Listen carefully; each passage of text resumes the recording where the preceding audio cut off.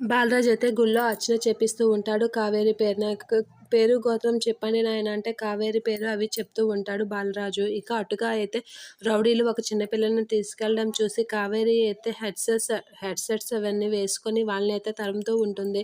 ఇక పిల్లని కిడ్నాప్ చేయబోతున్న రౌడీలు వెనకైతే అటుగా వచ్చిన కావేరి అయితే చూసి వాళ్ళని వెంటపడుతూ ఉంటుంది. ఇక వాళ్ళు వెనక పరిగెడుతుంటే వాళ్ళ వెనకాతల పరిగెట్టి ఆ దగ్గరలో ఉన్న కొబ్బరికాయనైతే తీసుకుంటూ ఉంటుంది కావేరి. ఇక వాళ్ళైతే కావేరి నుంచి తప్పించుకోవడానికి ప్రయత్నిస్తూ ఉంటారు.